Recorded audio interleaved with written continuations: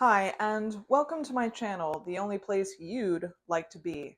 So, I've been going on this journey recently with ghosts primarily and figuring out exactly what to call my mediumship ability because I can't contact your grandma, and I can't really even contact my grandma unless I try super hard. But I can communicate with the dead.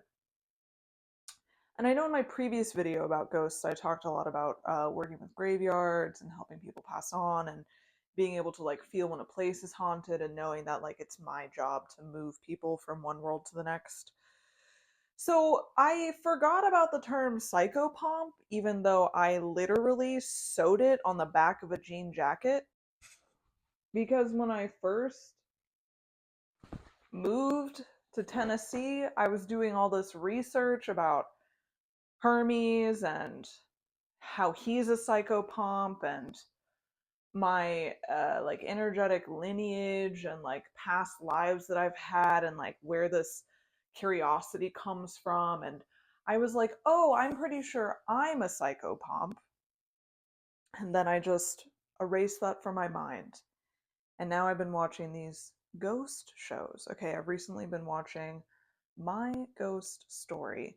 And if you haven't seen it, it's a bunch of real people who bring in evidence and a story associated with the evidence about their ghost encounters or spirit encounters.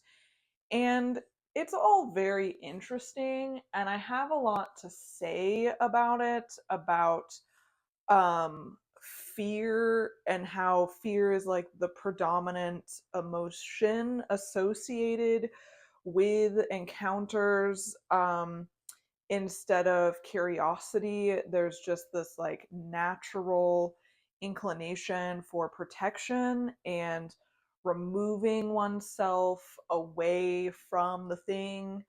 And I feel like that fear is a lot of the reason why we don't have more of a relationship with dead people. It's a crazy thing to say. And so I'm coming from the perspective of, okay, I strongly feel that we do need to develop a relationship with dead people, whether it's from the aspect of being a medium where you contact somebody who is clairvoyant and is able to communicate with your relatives or pets from the other side, or whether it's somebody like me who's tapping into psychopompy energy and like knows that's the vibe. And I'm sure you're wondering, like, well, Angelina, like, how do you know that's the vibe? I don't know, you just know it's the vibe. I don't really know, like, how you know, like, how you know what your gift is. You just know what your gift is. And so I'm saying that's what my gift is. So, anyways, back to my criticisms about my ghost story. It's very interesting to me that there are paranormal investigators. However, the paranormal investigators don't have any training on how to remove spirits from places. So all they do is go in and collect evidence and say, yep, you got it. There is paranormal activity in your home, in your workplace, in this wherever. We have it. There is evidence. We got a tape recording.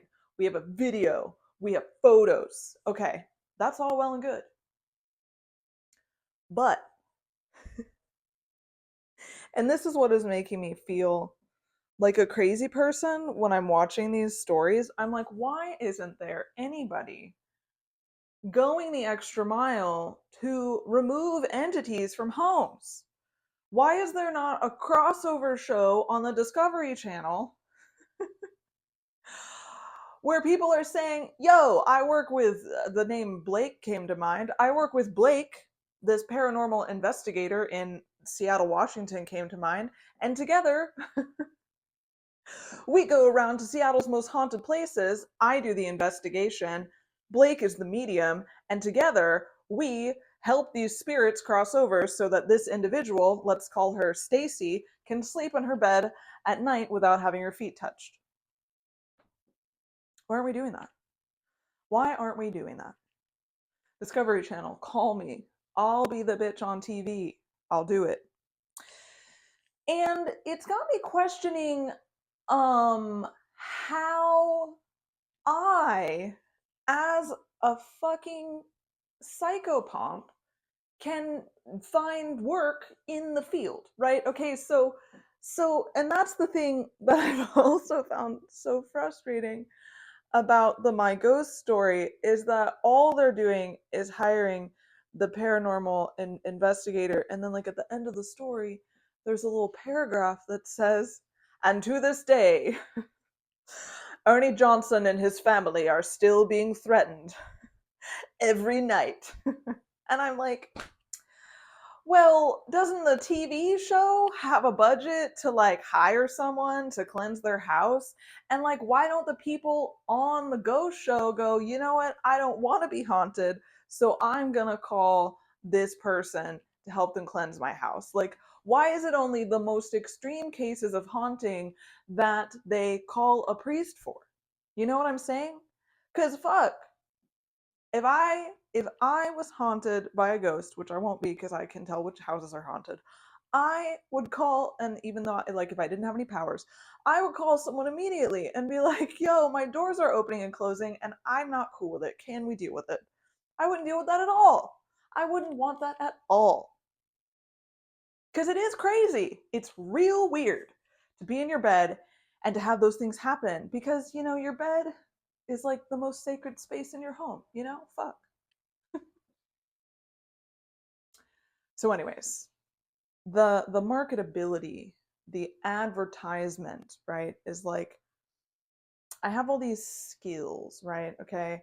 I'm a psychopomp medium, right? I have the ability to do energy work via Reiki. I am a spiritual coach who helps people recovering from narcissistic abuse and codependency. I wrote a workbook. I wrote worksheets. I practice tarot and I'm damn good at it. And one of the ways that I know I'm good at it is because I'm channeling literal messages. And that also has to do with medium abilities, but it's like different, you know?